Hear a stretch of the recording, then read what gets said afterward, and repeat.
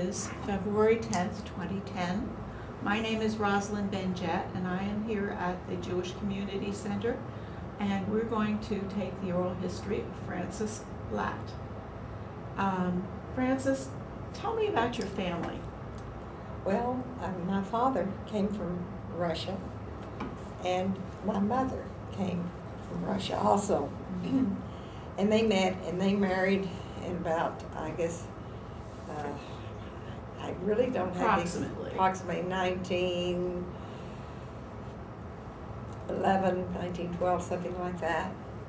And my father's name was Aaron Toplets, and he's related to a large group of Toplets family in Dallas. And my mother's name was Sarah Kahn, and they met in Fort Worth, Texas, and they were married there. And my mother came from a family, and there were 6 children. There were 3 boys and 3 girls. And when she came over, after they were married, she asked my father if he would help to bring her brothers and sisters over from Europe, from Russia, and he said he would. So the quota was then at that time that my mother had, when she arrived in Galveston, my father arrived in Ellis Island. My mother was allowed to bring in 1 sister and 2 brothers to the United States through Galveston, and she brought them in. And then there were 3 others, the quota was filled, and they were not allowed to come to the United States, so they ended up in Veracruz, Mexico. Later moved to Mexico City, and that was a sister and 2 brothers. And my father was quite a bit older than my mother, about 25 years older than my mother. My mother, and he was sort of semi-retired when I was born. I was born in 1926, and he was, I'd say 25 years older. He was sort of not completely retired. He started out as a peddler in New York, and then he managed to have a store in Denton, Texas, where I have an only sister living who was born in 1916, and she's still living. And she lives in Philadelphia. And my father later had a store in Denton, Texas, where they lived before I was born. And then they moved to Dallas, where my father invested in some real estate. And that's what he did when I was born, 1926. What made him come from New York to Dallas? Well, he was working, I don't know where he ended up in Texas, but I guess he was told at that time that he could make money by being a peddler, selling things of that nature. And that's how he started out. And he had this, then later when he came on to Texas, before I was born, all this happened. When they lived in Denton, there were 2 of my mother's brothers that they had brought over from Russia, which was, one was named Isidore Kahn and one was Raymond Kahn. That was my mother's maiden name, Sarah Kahn. So they bought the store, and my parents moved to Dallas. And then my mother dearly loved music. She sewed beautifully, and she did a lot of volunteer work during the war.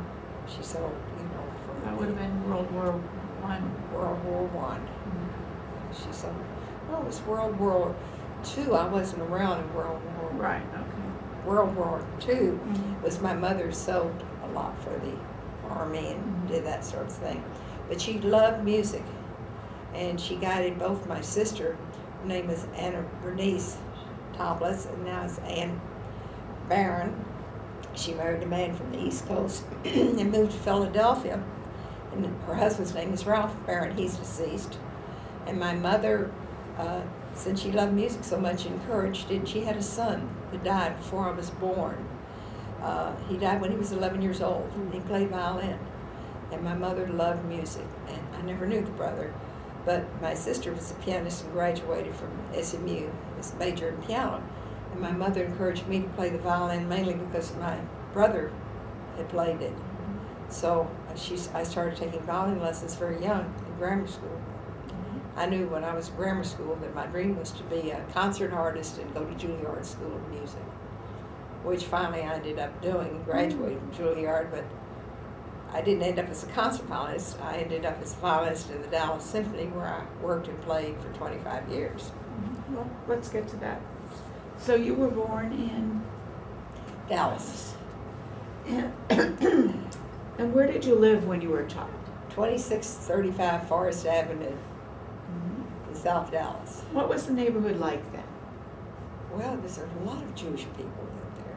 They always lived on, they started sort of on Peabody, and they went all the way up Forest Avenue, which is now Martin Luther King, and then it was South Boulevard and Park Row, and you kind of knew everyone knew everyone sort of in the community.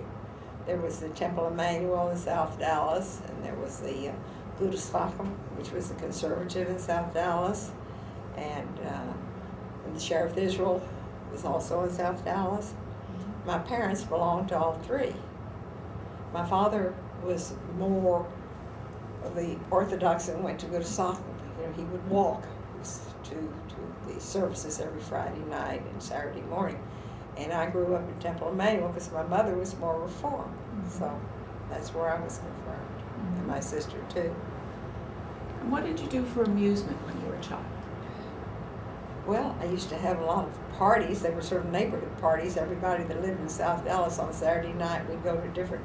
Always a young child. Well, I played a lot with children in the neighborhood. Just played with them, and I used to fight a lot with when I was in grammar school, with some of the boys, because there was a very slight touch of anti-Semitism then, because I remember once, and I never forgot, that some of the boys we were fighting with, you know, playing fighting, and not serious. But he said, "You're a Jew," and it bothered me, and I remember throwing sand on this little boy when I was young. And that was the only touch I ever felt of anti-Semitism growing up in Dallas as a child. And how about school? And I had parties every Saturday night. Well, school, I went to John Henry Brown Elementary, and then I graduated from Forest Avenue High School. I studied at SMU the whole time I was in high school, taking violin lessons where my mother would drive me diligently once or twice a week to SMU from South Dallas. And you practiced a lot too. Every day. My mother would walk in with my orange juice at 6 o'clock every morning, and I was up and I practiced an hour before school. And one of my dearest friends is Annette Goldman Jason from grammar school, still is one of my closest friends, would come by my house, and I'd be practicing when we went to high school. She'd have to always wait for me. Then I'd practice an hour after school always. But I love music's really been my life, still is. And were you involved in music activities in high school? Oh, very much so. My first job was in Albuquerque, New Mexico. I was 15, and I played with called the West Texas Ranch Girls. And my first job was in Albuquerque, New Mexico, in a hotel. And this lady, whose name was Lucille Cunningham, she was sort of a singer and bass player in the group, and her mother went with us, and we played a job in Albuquerque. That was my first experience working. And then I played a lot of private parties at the Dallas Country Club, and our groups would play there, places like that. And then later, when I was in high school, I started playing radio shows. They had WFAA and KRLD. And there was a gentleman by the name of Hyman Chardinsky, who was a very wonderful man, and he helped me a lot as far as work. He was head of contracting for the Dallas Summer Musicals. I started playing those, I guess, about my last year in high school, and maybe before then. Played for a long time.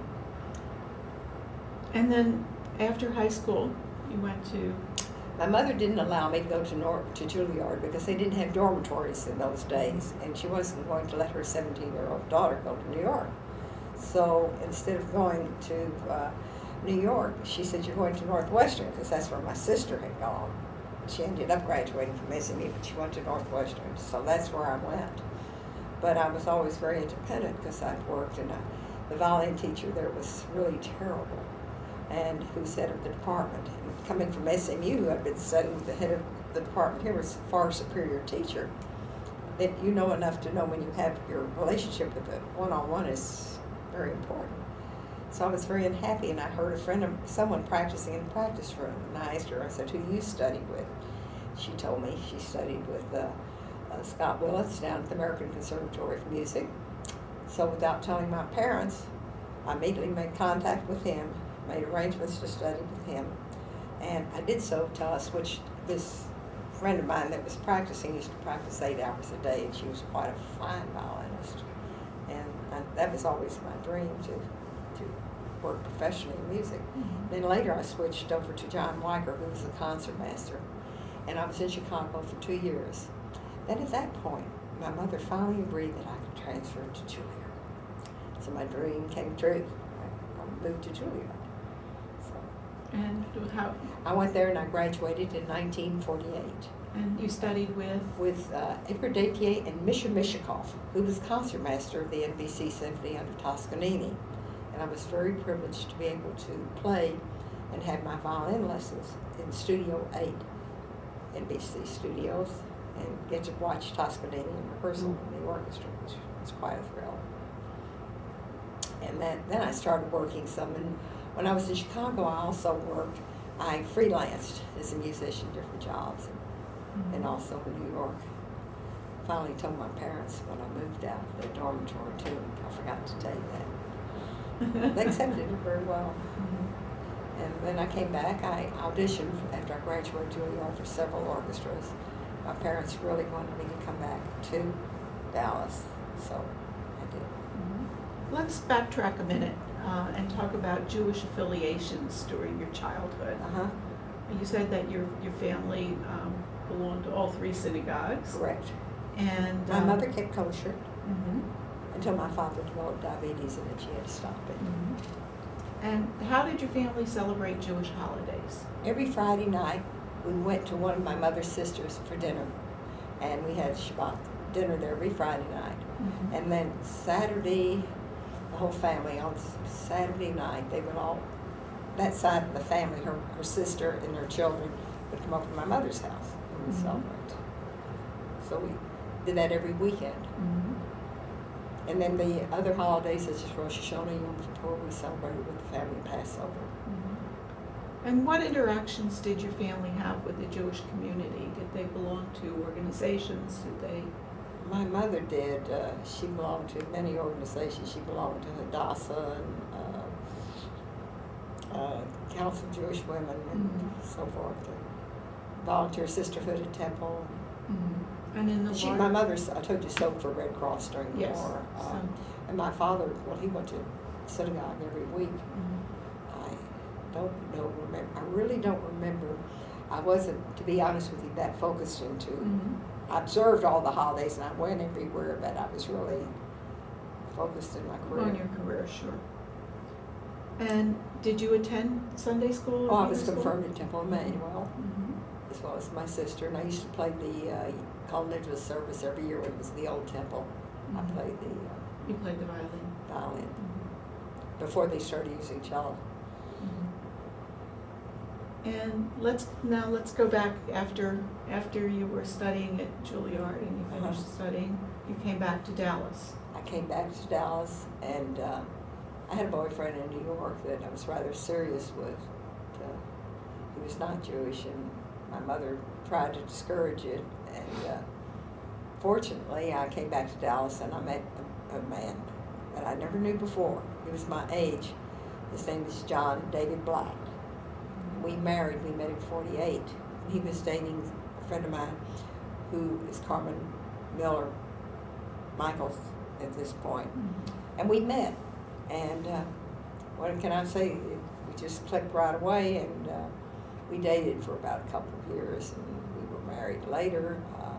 I dated a lot of his friends before in the primary time. In fact, when I met him, I think I was dating Dave Andrews, and I was also dating Harold Hoffman, and I was sort of the new girl on the block, so I had a lot of boyfriends when I came back. Because even though I was born here, I was new to Dallas. Right. And You'd been Dallas away was, for a the while. Jewish community was very small, and the number of Jewish women around were not so many like today. It was very easy to meet and go out, not like today. Mm-hmm. And was your husband originally from Dallas as My well? husband was originally from Dallas. He lived on Park Road, and his parents had a bakery called the Black Bakery Delicatessen right on Forest Avenue. I knew the bakery, but I never knew him. He was an only child of Ben and Claire Blatt. And he graduated from SMU at the age of 17.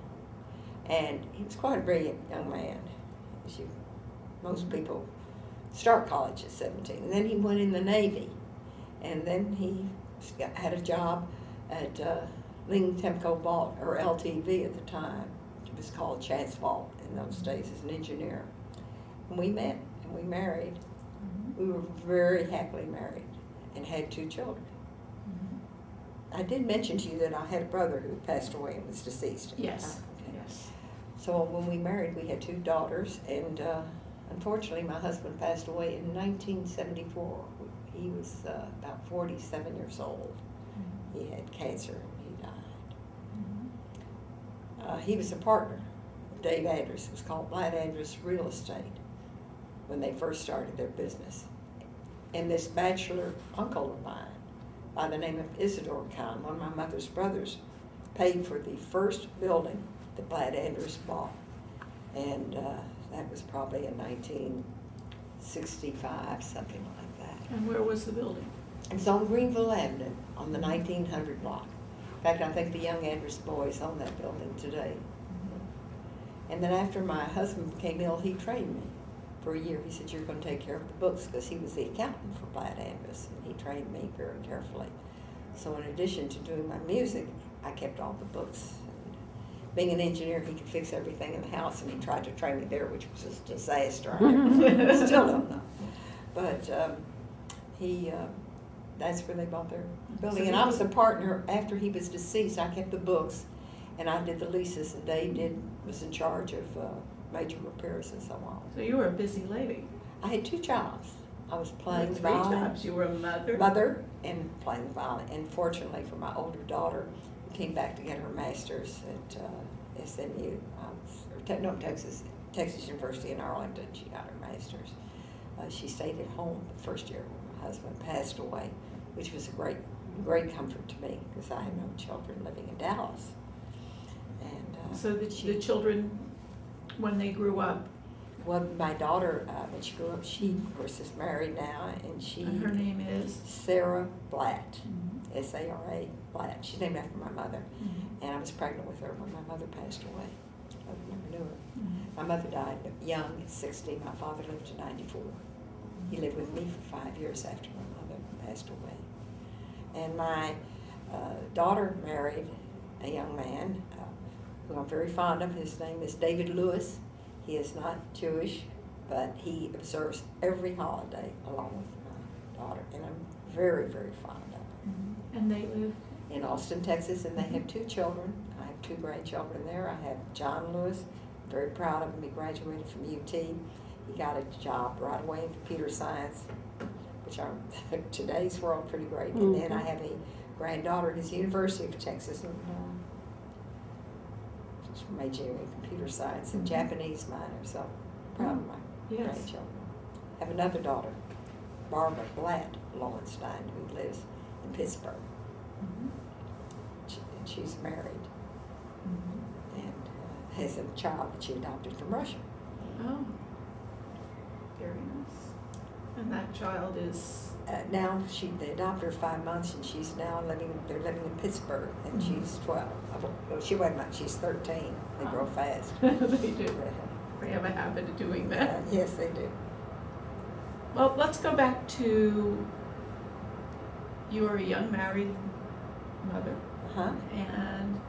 But you're still working in the music field. I worked in music until I was 70 years old, professionally. And then I quit doing it professionally. And I play now, I play with friends, or I play for myself. But what were you doing professionally at that point? Well, when I was young and married, I had dropped out of school of the Symphony because I felt I wanted to be around You didn't tell us you were with the Symphony. I didn't tell you I was in the Dallas Symphony? She barely said it, yeah. Okay. I go back I started playing with the Dallas Symphony in 1948. And I played with them 25 years. Okay.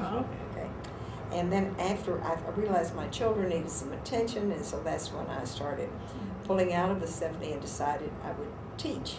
So I taught at Hillcrest High School. Well, I started a Suzuki program at Preston Hollow and Arthur Kramer School. There was a woman in Dallas that started the Japanese method of teaching violin, which is by rote, and the Suzuki method, and I was one of the first teachers at Arthur Kramer and Preston Hollow, and I taught, and I had I had private students as well, and then I also still played my violin, but I did all the musicals, and I did all this work all the time, even when my husband was living, and I was subbing the Symphony too. I went to the Symphony the first time in 1969, their first appearance at Carnegie Hall. I was playing with them then, and there were some great conductors, and there's someone in your archives by the name of Lev Aronson, who was a good friend of mine. I worked with Lev, Janusz Starker, and I played with the great conductors Schulte, Plesky, and of course I love our new conductor, Jan van Schraden. That's the only regret I have, that I didn't have the privilege of performing with him. So he's so great. What was the orchestra like when you first started with them? It was small. We didn't get paid very much at all. So that's why we took a lot of jobs outside of there. I would play in Waco, I would play in Tyler, and Wichita Falls Symphony. People from the Dallas Symphony would do that to supplement their income. We played a lot of extra jobs. We did the summer musicals or shows or private parties. Just freelance. And who was the conductor? The conductor when I first year I played was with Antal Durati in 1948 and 49, whom I dearly loved. Then Walter Handel took over in 49-50, and I started in the second violin section the first year, and then I was moved up to third stand, first violins with Walter Handel. And I played with him all during his tenure, and then I played all the way through to James Reeves Jones, all the different conductors. But the highlight conductors, we had many like Bruno Walter and many great ones. But the ones that I remember working with that I loved the most was Antal Durati and Paul Plesky, who was marvelous, and Schulte, who was marvelous. And as far as I'm concerned, until we had Yap, we haven't had a great one. So I feel privileged that I got to work with the great ones. Yes, you did. And were you involved? You were in real estate at the same time? And I became involved in real estate when my husband passed away. Right. And I freelanced a lot, like they had an orchestra down at the Fairmont when they had the big band, and I was a concert mistress there. And I would play there every night. My daughter would work with me too. My daughter plays violin. She plays klezmer music, Barbara Blatt. And so we'd go down there and we'd come home at 2 or 3 in the morning. We'd have 2 shows at night. I laugh, people talk about ice on the street. Many a night when we'd have really cold weather, and I remember coming home on Central with ice on the street. But it was fun playing with the big band with Jerry Gray, who wrote, music, String and Pearls and Begin to Begin. I toured with Johnny Mathis as well as when my husband was alive. I was doing that. Then when he passed away, I took over the real estate part. I was with Bob Beer, and I started out, actually it was called Ennis Epstein, and then I switched over to Bob Beer because I figured I went back and took real estate courses. I thought, well, if I'm going to be in this work, I should understand it a little more. So I took a real estate license. So I would play my violin at night and be at the office at 8 o'clock in the morning. Now that really doesn't work out too well. No. So I had to choose which is more lucrative. And as years went on, real estate out. I still work a little bit. I'm with Larry Goldman now, Goldman Associates. And were you involved in any kind of civic organizations? I was very involved at the beginning when, with the Council of Jewish Women, they had a workshop in South Dallas. I can't remember the name of the group that it was called, maybe. I can't. Where we helped children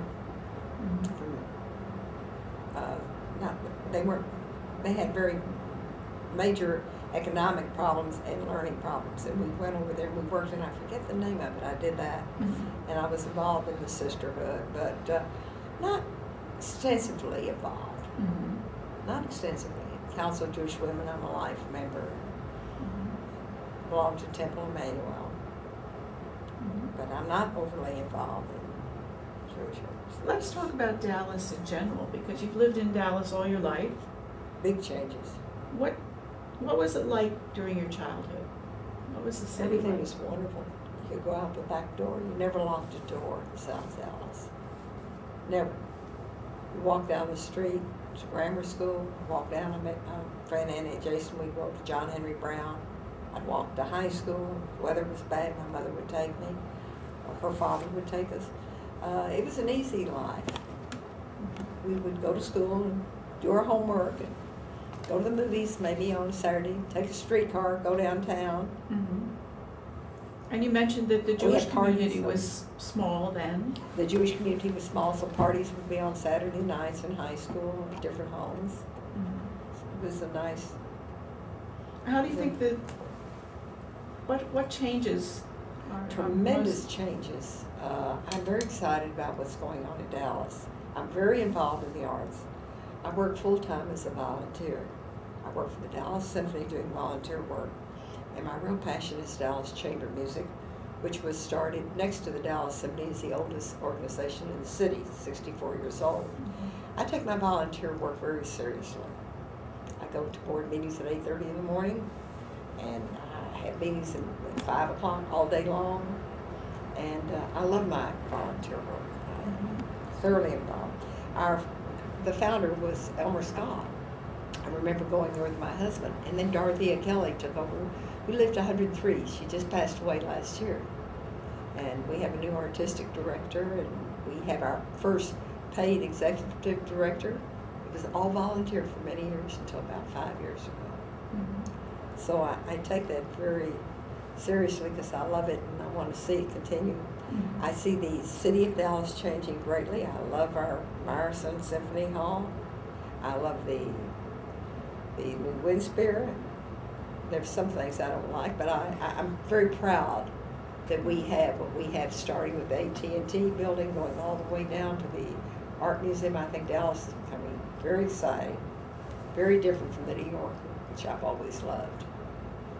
But more like New York, small New York. Right.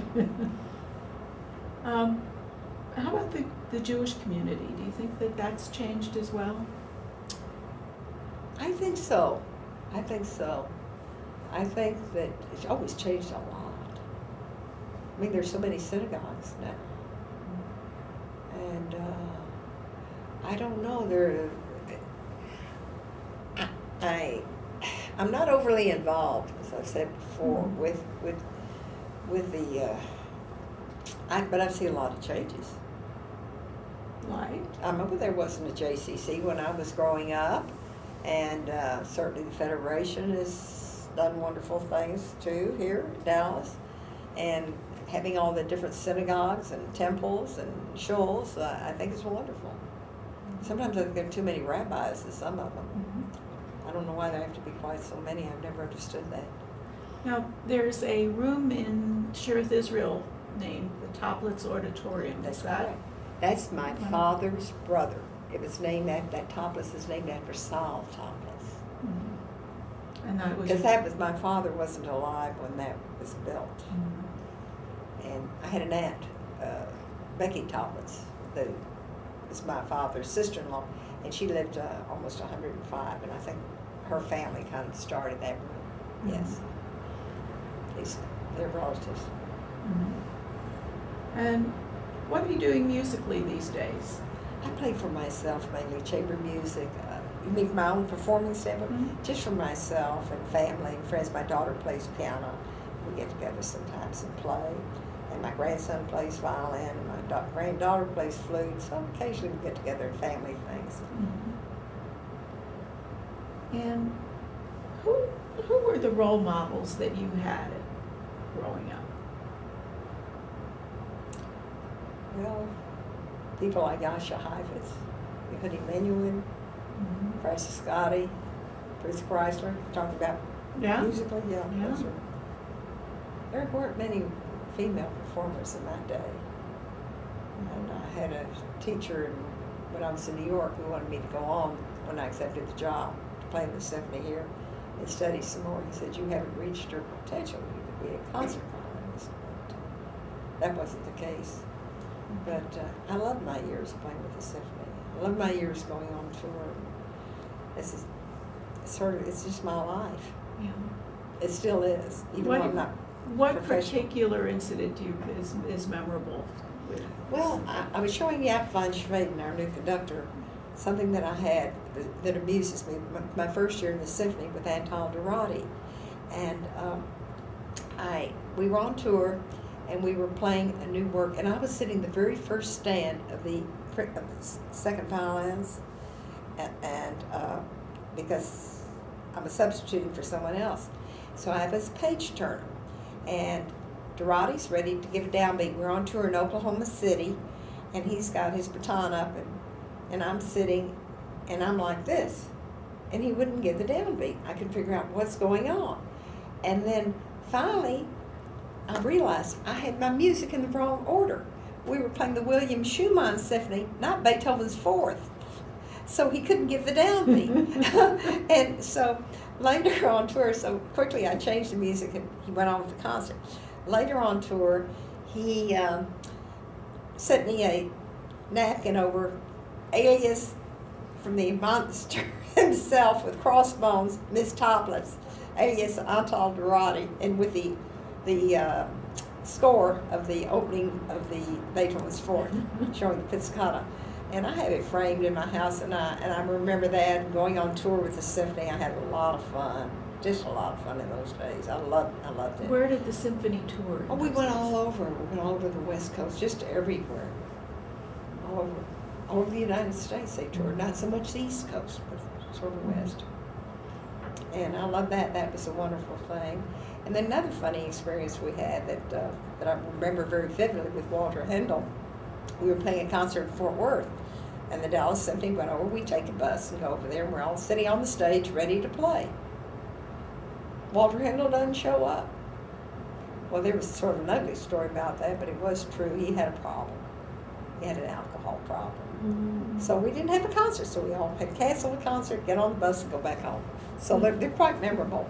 Exciting performances where people like Walter, all the great conductors, like Montreux.